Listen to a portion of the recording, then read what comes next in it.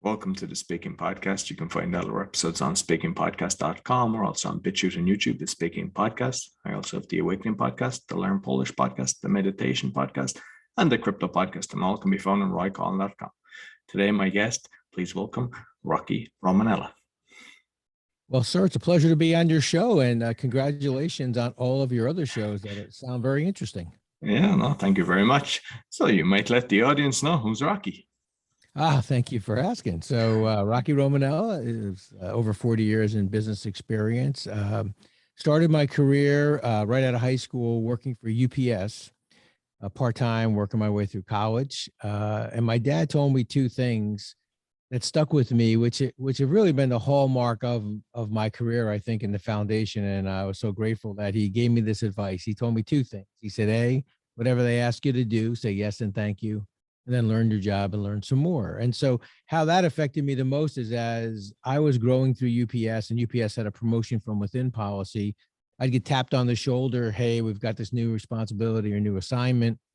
I wasn't always sure I was ready, but I always heard my dad over my shoulder saying, hey, whatever they ask you to do, say yes and thank you. So I said yes. And so I got an opportunity to move across the country here in the US. I had some international experience when I ran the UPS store network. So had the whole world for UPS on the retail side for a while. And then supply chain, I had this side of the world for UPS on the supply chain side. So it gave me an opportunity to travel, do some new and interesting things. It gave me the opportunity to learn from so many wonderful people. Retired from UPS, got the opportunity to be a CEO of a telecom company. We built cell towers, upgraded cell towers. We had a sale there. And then wrote my book, Tighten the Lug Nuts, and started some keynote speaking, leadership training, and some consulting process improvement for small businesses. So trying to stay active, trying to stay busy. But I guess ultimately I failed miserably in retirement.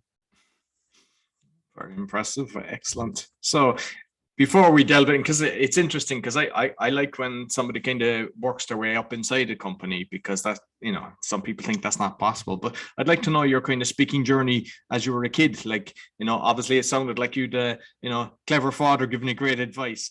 But yeah, like in school and everything, your speaking journey. I would be the last person any of my friends, if you met them right now from high school or grammar school, would think I would be a speaker. In fact, in the 5th grade Christmas play, I just wanted to be the baby Jesus. Just lay me in swaddling clothes. I didn't want to say a thing. So no, I never saw myself as a speaker. But I learned as I was growing that communication and your ability to communicate was going to be such an important part of your success as a leader, and basically, frankly, your responsibility as a leader to communicate with people. And so I was a much better one-on-one communicator. And so I learned and practiced and had to be a much better public speaker, and then was inside of UPS, was designated many times to do a speech on behalf of UPS, or as I said, when I was in Poland on the inaugural UPS store, had to speak there. And so I had to work at being a public speaker with large groups. And when you were in the different countries, like, did you do some research so that you could connect with the different cultures? Well, the answer is absolutely yes. And I do that in every one of my keynote speaking speeches. So here in the US, for example, if an association will hire me, I'll get to learn about the association. I always ask, can I go visit 2 or 3 of your association members? Can I speak with them?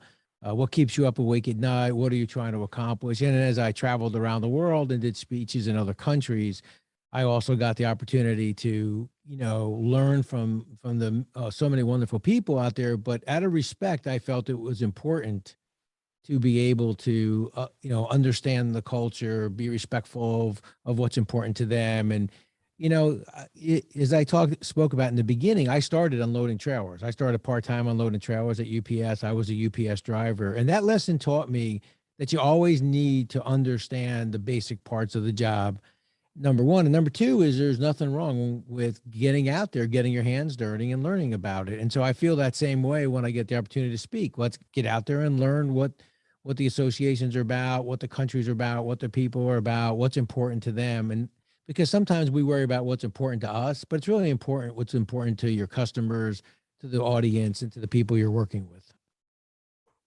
Absolutely. And like I remember in Ireland, I was kind of working my way up. I was working with a mechanical contractor.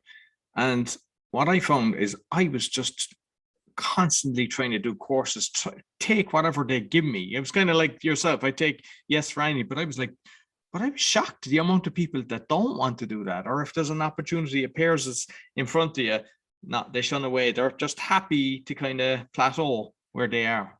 Was it similar where you were? Well, I think what happens is that people get caught up in themselves, right? They get caught up what's important to them. They get caught up in how they're going to be viewed. They get caught up in, am I going to do a good job speaking or a good job in the job that I'm doing? And for me, I always felt like it's important to understand the job as the individuals who are performing it, they're doing it and understanding the company, right? So as I said, I was a driver, I was part-time. Well, every new job I got at UPS. So for example, we purchased mailbox, et cetera, and then rebranded to the UPS store, a complete franchising organization. I had no knowledge of franchising. So the first thing I did was not to just stand up in front of everybody and say, okay, I'm happy to be in charge. Let's go do this and this. No, the first thing I did was put an apron on and work in the store. When I took over the supply chain side of the business, as we purchased companies to build a supply chain for UPS, I always went out and learned what that company did. I picked orders. So I never viewed that as, anything other than showing respect for those individuals and learning so I could at least relate to what they're trying to do. And I think when you start from that perspective of caring about the person that you're doing work with or the person that you're speaking to, you take yourself out of the equation. It's never about you. It's always about the people you're trying to work with, trying to connect with. And so if you take it from their advantage, you're going to get out there and learn about the business.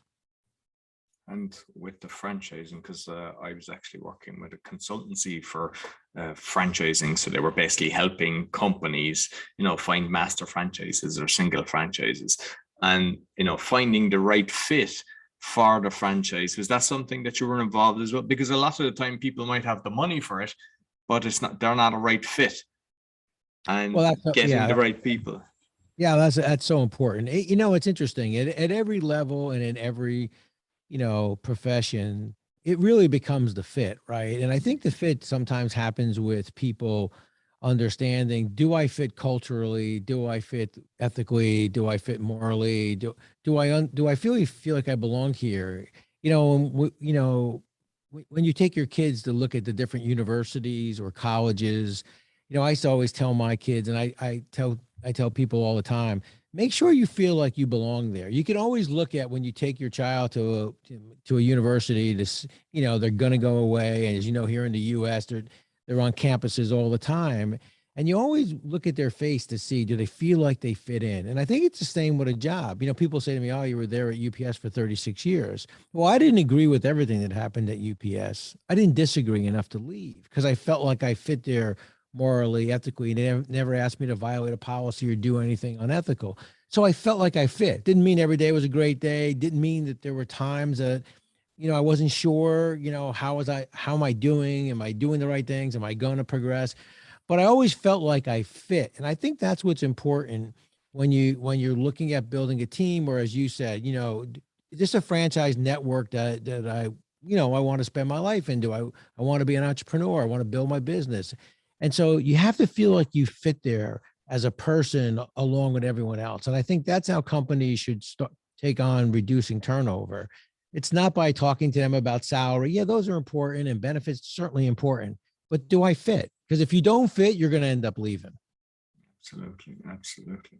And, after that, and, you mentioned you were CEO, like talking to like employees or board members, did you have a strategy? I mean, we know about the fit side of things, but, because sometimes people more dictate as opposed to kind of we together. Did you have a way of connecting? Well, I would say in two ways. So one is my style is this concept of, in the book, I talk a lot about this concept of balanced leadership. As I believe that you have to do things in balance. Whenever you do extremes, it's difficult on your people, it's difficult on your company, and it's certainly difficult on your customers, because if you're all about efficiency, then next thing you know is you're now you're happy and you're giving the store away. You can't go extremes. And so for me, it's about balanced leadership. You want to think like a customer. You want your people to feel like valued individuals, and you want to act like an owner in all your decisions. So for me, that is the probably the strategy that I always took on. And the second thing is the biggest thing I know is what I don't know. And so when I don't know something or I need help with something, I don't view it as a sign of weakness when you reach out for those individuals in your organization or in your care that you are asking for their help. It doesn't mean that you're not a good leader. It doesn't mean you're a weak leader. It means that you understand that your strength is here, their strength is there, and combined, the organization becomes stronger. So I never had a problem understanding or asking for help, whether it was from the board, whether it was from the audit committee, for example, or the compensation committee of the board, or any of the managers who were on my staff, or those managers inside the organization that were at different levels, but they were going to be impacted most by the decision. So why not get their opinion? Why you may not always use their opinion because you have maybe the larger picture, but at the end of the day, asking for help or asking other people's opinion shows more confidence in your leadership than it does weakness in your leadership. Yeah, absolutely. And another way of when you don't know something, because I see, like myself, you're an avid reader, I can see a lovely bookshelf behind you. So just curious, is there any books you'd recommend? Well, of course I recommend mine. Just kidding. No, there's a book, well, I'm a very big John Wooden reader. John Wooden was legendary coach at UCLA University. Some would say, one of the most successful coaches of all time. And so I had the opportunity to meet Coach Wooden some years ago. I had an interview. In fact, it's on my website, my interview with Coach Wooden. But I loved his thought process. He was very humble. He built this pyramid of success, which he talked about the building blocks. And, I love his two foundational blocks. One is hard work and one's enthusiasm. And, there's no substitute for hard work. But hard work without enthusiasm, just that, it's hard work, gets old. So you want to you have to understand that everything you do, everything you accomplish, you're going to have to work hard at it. And then if you bring some energy and some enthusiasm, it really starts to get that process going. And although it's not always a perfect day, you start to have some fun in what you're doing.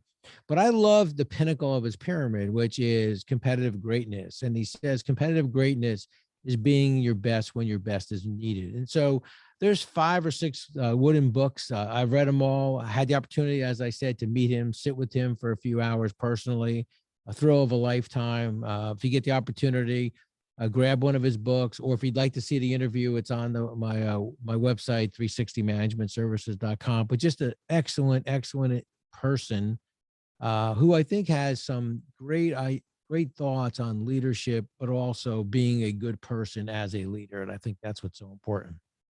Absolutely. I know I can't remember what the name of the title was. I've definitely read one of his books and I'm familiar with the pyramid, and yeah, I thoroughly enjoyed it. So I'd actually encourage people as well to read his stuff. So very interesting. So you mentioned about the keynote. So how do you structure your keynotes? And I mean, you mentioned that you talked to a few different people, but do you have it all kind of memorized, or what way do you do it? Well, I'm not a reader. I don't like to read out loud. So for me, it's I have my outline in my mind. I have a few slides, but it's really a conversation with the audience. And as I said before, one of the ways that I worked on my keynote speaking to large audiences is because I'm a much better one-on-one individual. I start to look inside out at the audience, and I start to see people, and I'm connecting with them. And so in my mind, I'm speaking one-on-one. Even though there's 400 or 500, 600 people in an audience potentially at different times, for me, it's always about connecting and seeing people shake their head and connect the dots. That's what's so important for me. And so for me, it's a conversation with the audience. I always leave 10 or 15 minutes available for questions. I think that's so important. I think if you can have a good, if I have an hour scheduled keynote, 45 minutes will be the keynote, and then 15 minutes will be for questions. I always come the day before to try to learn about the organization, even more deeper and wider. try to meet some of the people the night before. They feel like they know you then, right? They're connecting with you if you met them at the welcome dinner, or you're, I'll go to a breakout session. I love doing breakout sessions. I think I'm one of the few keynote speakers that thoroughly enjoys doing breakout sessions. And so I enjoy going to them, which also helps me understand what they're trying to accomplish, but also, doing breakout sessions. And so many of my keynotes, I'll be the keynote speaker, but also do 1 or 2 breakout sessions for the organization. And so that's how I tie it all together. I enjoy signing books. A lot of my keynotes, they'll buy the books and I'll sign them, and as a thank you for buying the books. So individually. So I just like the interaction with all of the individuals, because I'm learning from them, and hopefully they're getting that aha moment from me. I always find the kind of breakout sessions are a bit more intimate. You get to get a lot closer. And I mean, it depends. I don't know, like if you have a speech and you have breakout sessions beforehand, but because sometimes that happens, that you could be at a breakout session and then a day later or whatever, you're on the main stage, and you'll connect so much better because people will, have bonded with you during the breakout session. Absolutely. And the other thing is, like, so prior to the keynote, I'll go visit 2 or 3, of the organizations that may be in an association or some part of the organization. For example, if it's a company that's hiring me for their annual meeting, we'll talk about the different things that they do inside the company. And, can I visit a couple of the different, parts of the organization and meet different people inside the organization. What's nice is then you start to use examples of what they're working on versus general examples. So I think that makes it more, makes it real for them. Because look, you and I have both been to a lot of keynotes, a lot of different conferences, and you hear some really good speakers. And I think the thing that I take pride in, and the thing I always wanted to do that would separate me from some really wonderful, great keynote speakers, is there are keynote speakers who are very motivational, but some of the information they got you all pumped up, but you're wondering, can I ever use any of this stuff? And then there's people who are very academic, and they are talking to you about some excellent concepts, some excellent thoughts, but you wonder to yourself, have these people ever done any of these things? Can they run water downhill? I mean, these people, can they do the things they're asking me to do?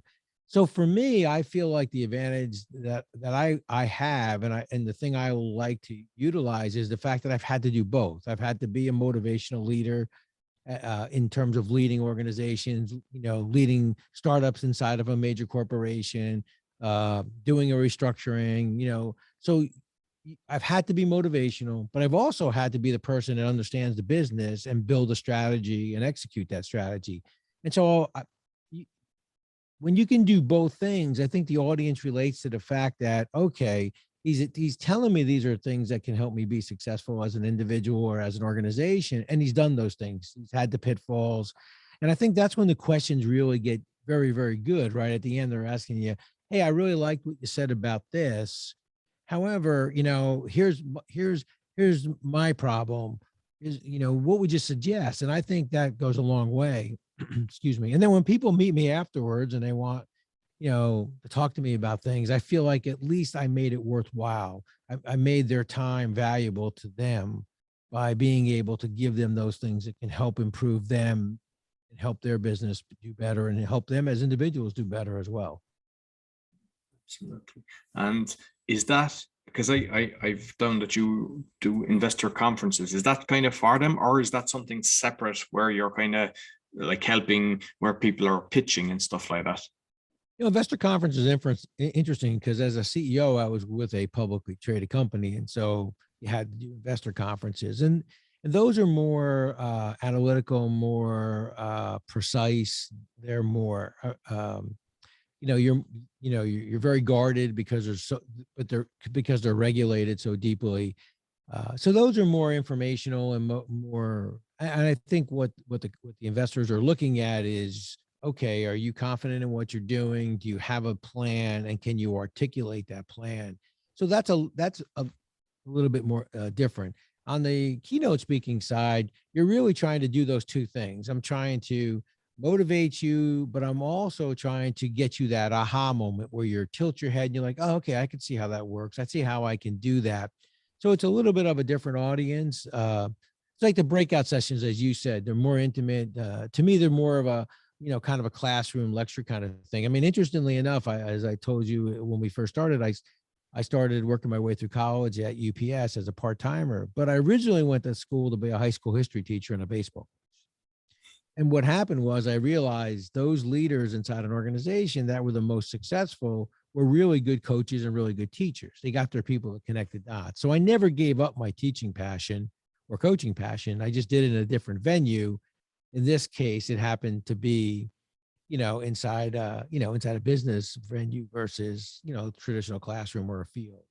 So for me, the passion's always there to be a teacher. And so I think that's why I, do my homework as all great teachers do. They do their homework. They understand their lesson plans. They understand what it is that, the message they're trying to get across. And so for me, it's the same. I kind of approach it the same way. And so I think that's why you do your homework, you get to meet the students or you get to meet the participants, and you try to have those light bulbs go off everybody's head. So, and you try to make it fun, right? If in a keynote, people are leaving their families, they're taking time out of their busy schedule, and I want them to walk away feeling like it was worth their time, that they left their families and came away for a few days.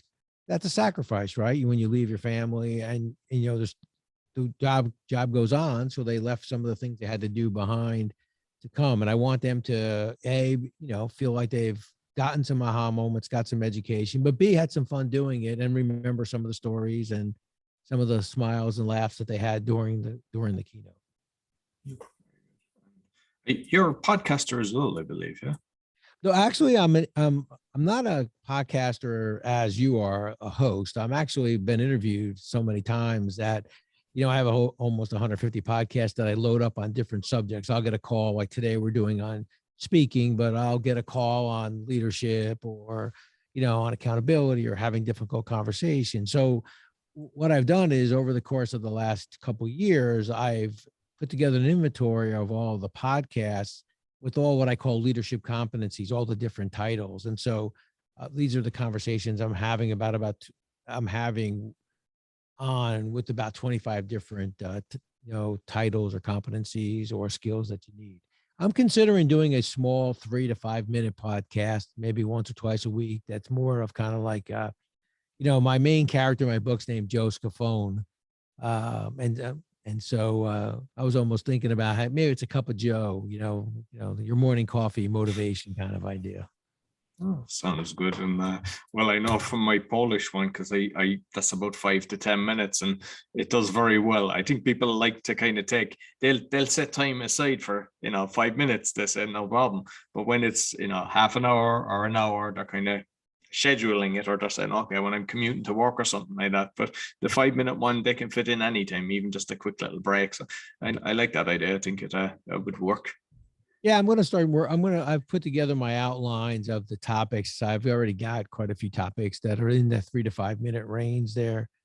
And so that's the plan in the next few weeks to do something like that. We'll see how it goes. Like you said, it's just 3 to 5. It's kind of like your morning, burst, the way you get your kind of morning jolt from your cup of coffee. Maybe you'll get your morning aha moment from Rocky. Exactly. So the book, you might tell me why you decided to write about it, and tell me what's it about. So quickly. So the book, I never really sat and thought about writing a book, but after my keynotes, I would always get questions about, hey, I really enjoyed your keynote. There's some really good information in there. Do you have a book that? And so the book became the thought of, what, it'd be nice if there was a book to kind of build out some of these thoughts and concepts. And so I took it from the journey, right? My career. And the reason why it's written in a third person, Joe Scafone, is many years ago, I would sit at meetings and people would bring me an idea and I would say, well, that's a good idea, but what if you looked at this, or what if you looked at that? And I never liked the feeling or the look that people would give me, because I felt like they thought, well, I didn't think it was a good idea. Maybe they weren't as prepared as they should be. That was never my intention. My intention was just to, challenge them, that maybe not to stop at the first right answer in a positive way, or maybe ask them some different questions. So I never felt like it, but that's the way they received it. And so one day I was looking at an individual who's brought me this idea, and I said to him, well, I think it's a good idea, but you think Joe Scafone thinks it's a good idea? And so everybody kind of laughed with the name and, Joe Scafone. And then, there was a story about, Joe Scafone story that, made him laugh. And so I told him the story. And then, so that became the Rocky Romanella kind of style of, okay, that's a good idea, but what do you think Joe Scafone would say? And so as time went on and people started working for me and I kind of rose through the ranks of UPS, people would always say, they would come to a meeting and say, hey, I covered this with Joe already. He thinks it's a good idea. And I would say, well, that's good. Maybe I should listen to it too. And so Joe Scafone, or that third person, gave me a way of not saying I would do it this way. It was a way to use Joe as the way to challenge them in a positive way, maybe not to stop at their first right answer, maybe look at their thought a little deeper and wider, look at it from its widest consequences. So when I wrote the book, it was natural for me not to talk in an I, because I don't like talking in I's. It was easier for me to talk about it through Joe Scafone. And so it was the journey of over 30, over 36, 38-year career, both at UPS and later on as CEO, that, helped me build this book and write these lessons. And my style is to tell stories, is to, have some humor involved, create some aha moments. And so that was, so that was the book. That's the book. And I also wrote it in a way that each chapter, although it's a story, each chapter can stand on its own. So for example, if you're having difficult conversations and you're preparing yourself for that, you can go to that chapter. If it's, trying to understand who the customer is and what you're trying to accomplish on behalf of that customer, there's that story. There's actually, the book's called Tighten the Lug Nuts. There's a story of how we got the name Tighten the Lug Nuts. And so I think that I wanted it to be a very useful book and one that was very efficient for you, because everyone's so busy. So the book's a story. I think you'll enjoy the story. The book has some really good lessons in there from a lifelong journey with some wonderful people I met along the way. But it's also a workbook that can stand on its own to help you at different times through the different challenges you have in your career. And so I wanted it to be as efficient and useful and as much fun as I could. Very interesting. Excellent. And with the kind of current craziness, I don't know what it's like in your part of the world, but I don't know, are you actually allowed to go out and go to conferences and stuff? Are you doing it virtually? But I presume at some stage you've had to do it virtually. So how did you adjust and connect with people? Well, I think, we're still virtual. There are people starting to now begin that, conference, because as you know, in the US, you can go to sporting events, and basically most of those are you're vaccinated. In fact, I went to an Eagles concert a couple of weeks ago, and we had to show our vaccination card, but everybody there was had a vaccination card, and Madison Square Garden was full, so it was very nice to get back out there. So I think it's still tentatively people are starting to look at 2022 for conferences. I have done virtual conferences. I think having done the podcast and having done so many podcasts like we're doing today made it easier for me to do the virtual workshops, because I have the equipment for all that, and the microphone, the 3D camera, a Rode podcaster. So I have all the equipment to make it work. So when I was doing these virtual workshops, it was a little easier for me from my podcast interviews, as well as from the equipment that I have. So, but I certainly still enjoy the interaction with people, and I'm hoping that I'm starting to get signed for 2022, which is exciting. I have a couple more virtuals this year that I'll do. I actually have one live that's supposed to take place in the end of October, a small group association of legal associates and legal assistants. So I'm looking forward to that. So everyone's vaccinated, so we went through the protocol. So that's I'm excited about that. So looking forward to 2022, where I think that people will start to make that next step of hiring speakers. Just finally, because I'm curious, is something that I've been asking people recently is with the social media, because we've got 500 gazillion different types of social media, all these different TikTok, Snapchat, the whole lot. And what you find is the best, what you've done, and maybe for the book as well, because a lot of the speakers, they have a book or they're aspiring to write a book. So you as a person for your business, and is it the same that you're using for the book? It's interesting. Social media is interesting. I'm not sure, there's, Twitter seems to be, one that's helpful. But at the end of the day, it really comes down to word of mouth. I mean, word of mouth is still the best advertisement. Someone picks up your book. I'm very big with sending books, signed copies for people.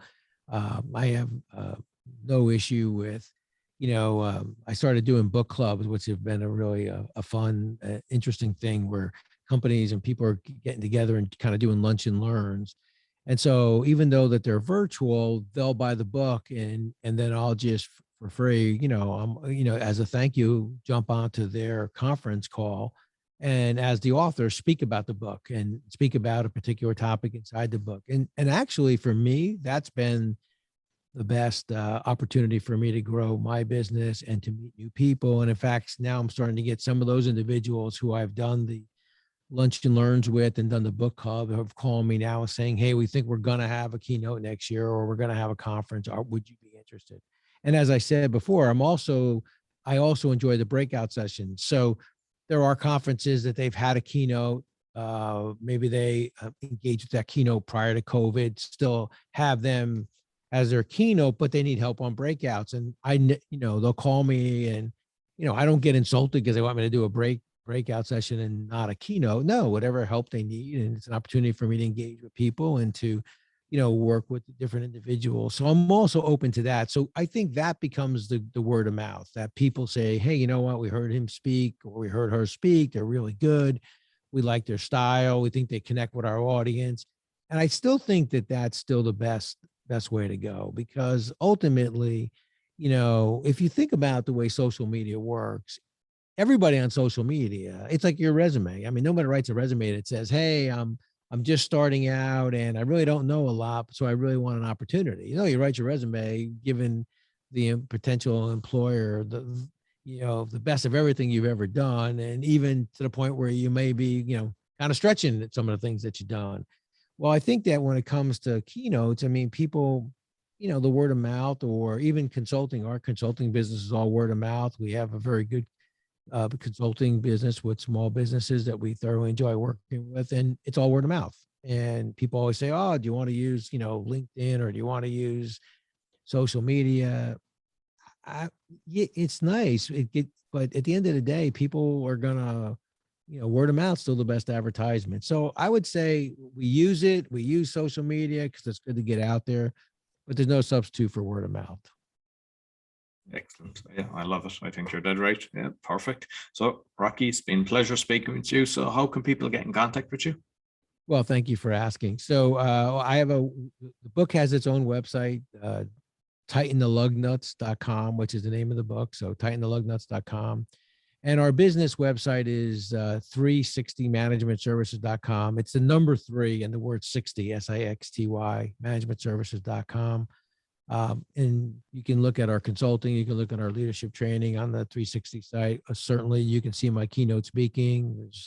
We have a whole video section. We have a very large media section of all the podcasts that I've done, as well as, 70, 80 videos that are not only videos on keynote speaking, but videos on different topics from leadership. And of course, the John Wooden interviews there, if you're interested in seeing that. Well, I'll definitely be checking that one out anyway. Yeah, on the Coach's Corner. I will say the guy who did the interview was much better looking and much younger back then. So, but yeah, I think I did it in 2000. But what a amazing individual! What a humble person. Which most great leaders are probably the most humble people. That's why people levitate to them, right? Because they are humble. But so Exactly. yeah, so the website has all those things on there. And of course you can get in touch with me through the website.